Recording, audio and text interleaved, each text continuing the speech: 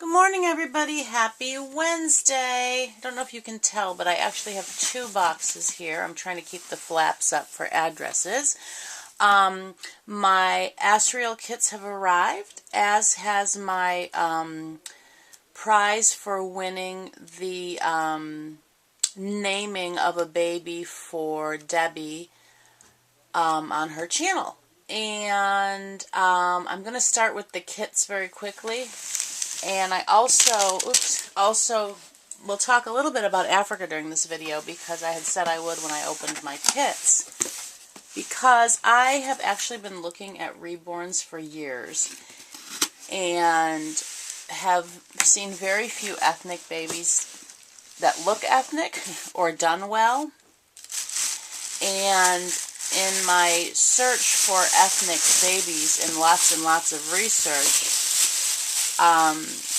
this artist or sculptor, well, she does Reborn as well. Her name is Georgia. I'm not sure how to say her last name, if it's Pigot or Pijot. Anyway, she has sculpted a baby that, in my opinion, based on pictures, we shall see. Oh, yes. Looks African. Let me get this little face out. Oh, look at that face. That is what I have been waiting for, is a kit, it's so soft, that has African features. A lot of Reborns, to me, kind of look like they're a white baby that's been covered in chocolate frosting. I know that sounds horrible, but they just don't look like they're supposed to. So the kit came with the head. Let's see the arms here. Anyway, I can talk a little bit about Africa quickly. Look at those hands.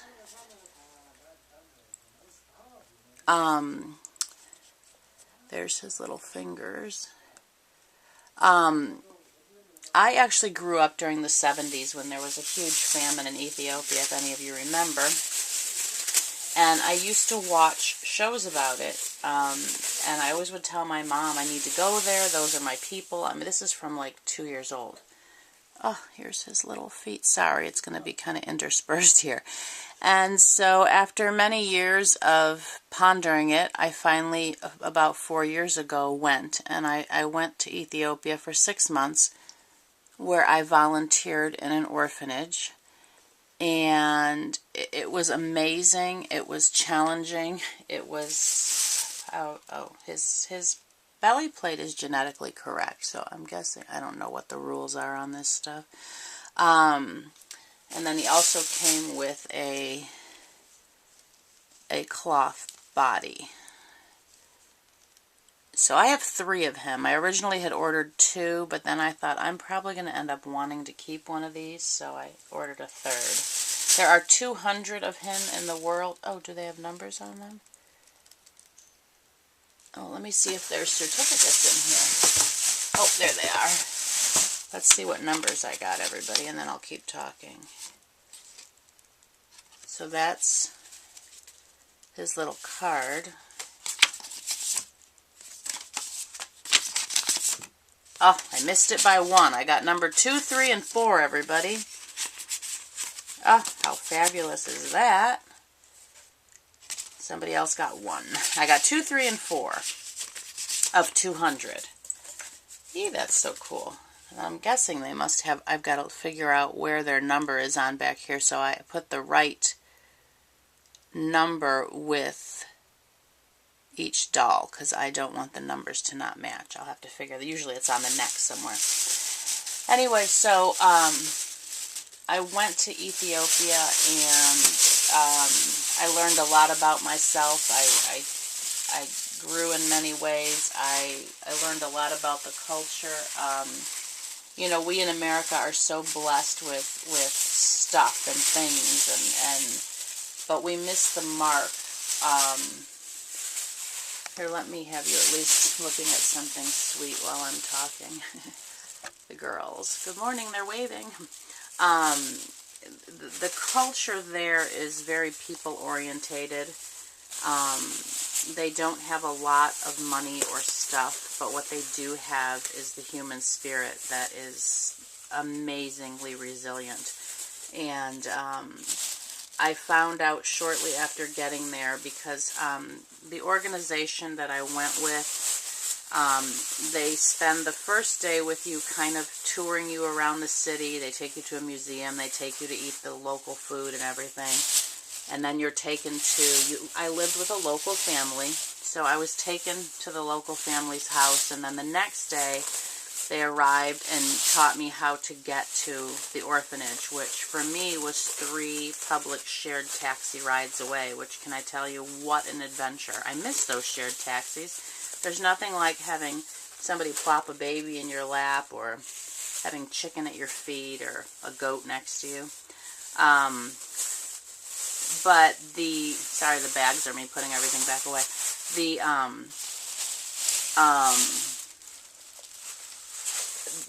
Then you're on your own. And so then the next day when I went on my own, I had actually overwent my bus stop by 1. And of course I was completely thinking, where the heck am I? And so I just asked a nice gentleman, and I learned very quickly that if you ask for assistance there, they don't just point and tell you. They stop what they're doing and they take you to where you're trying to go. So the people are very helpful and loving, and the women at the orphanage, you know, they didn't speak English, and it took me several weeks to pick up on the local language, which is Amharic, to be able to converse with them. And most of them were single moms, either through divorce. Most of them, their husbands had passed away. And they started inviting me to their homes. This took several months. I was the longest volunteer they had. And so they started inviting me to their homes, which were, you know, tin little structures that had dirt floors and no electricity and no running water. And they would invite you for a meal. And it was very humbling, because you would sit down and they would say this amazing blessing that was thanking God for you being in their home. And, you know, they didn't have extra money to feed another mouth. So you were given the mom's portion of food.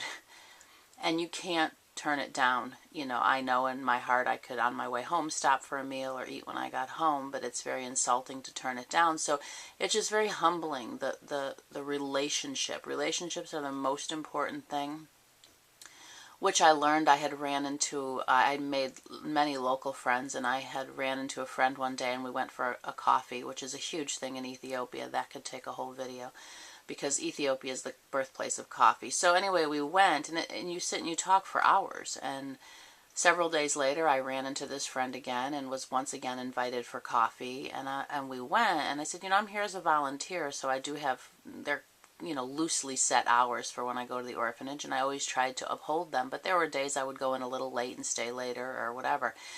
And I said, you know, you work for the bank. And do you get in trouble? He's like, no, he was very serious. He said, I'll just go to work and tell my boss that I ran into Kimberly. Well, of course his boss didn't know me, and I'm like, yeah, and my boss will ask how you are. And I said, okay. And I said, well, do you have to stay late, or do you get docked pay? And he said, oh, no. He said, relationships are the most important. He said, no, having and maintaining relationships is of the utmost importance.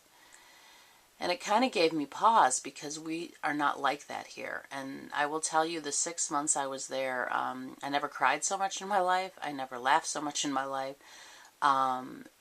It really opened my eyes to kind of what we're missing here. And I remember I went to several birthday parties while I was there. The first one was for a 4-year-old girl, and her birthday present was an unsharpened pencil. And she was so excited, and you would have thought this girl was handed an iPad. And I kept looking around like, this is it? Obviously, there was cake and, you know, some treats to eat, but that was her present. And she was so excited. And I thought, oh my goodness, what are we doing wrong in this country? And everybody's so happy and so laid back. And there's not this need for having more and having, you know, the best. And everybody shares everything.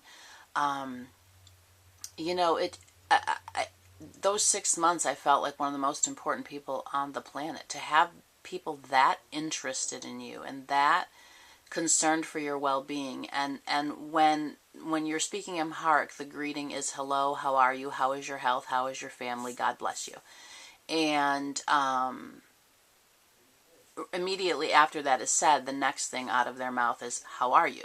And you can't just say fine or like we do here, because they truly want to know. And if they don't feel you've answered that, you could be talking for 10 or 15 minutes and they'll again say, how are you? They really want to know how you are. And until you satisfy that answer, they will keep asking. And so it's truly an amazing place. The orphanage, I loved the children. There's a lot of things about how orphanages are run over there. Again, I will spare you all those details. But, you know, I was given the Ethiopian name Hiwat, which means life, because we had a little boy, a baby, who was found in a gutter, brought in, who I was really tired of babies dying. And he became, I was going to will this child to live if it killed me. And so he became my focus, and he lived inside of my shirt for weeks. I would strip him and stick him in my shirt, and he did live. Unfortunately, he is not adoptable. He's now 4 years old. I keep in touch with him via different volunteers who go over there. I get updated photos, and again, that's a really long story, but you know, I've kept in touch with many of the parents who have adopted, and I feel so blessed to have maintained these relationships. I see my battery is about to die, so I'll finish this up, and then I'll do a separate video opening Debbie's box, which I should do anyway, to give it its credit.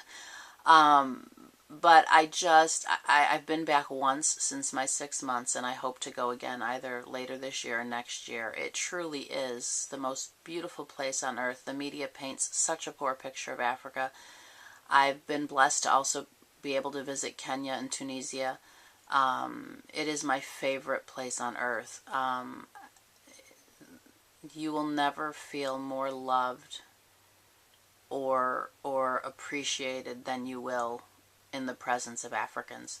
I just long, I mean, I am blessed to be married to a Kenyan, so I have my own little Africa right here in my house.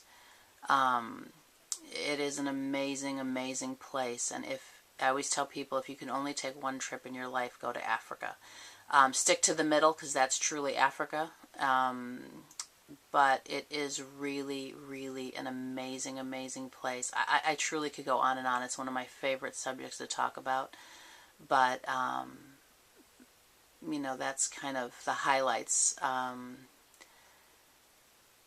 But anyway, that's a little bit about Africa, which I thought was appropriate to share while I was opening my Asriel kits, because he truly looks African, and she also has another doll right now on pre-order, which I'm very tempted to get one of. I believe his name is Elijah. He also looks very African, but right now I'm going to stick with Asriel. I have my my Reborning class 2 weeks from today. It starts, so I'm very excited about that. So I will not be doing anything to these kits until I've actually learned something, because I truly do not want to ruin them. But I look forward to learning this art form and making reborns and watching these kits come to life. Thank you so much. Blessings to all. Bye-bye.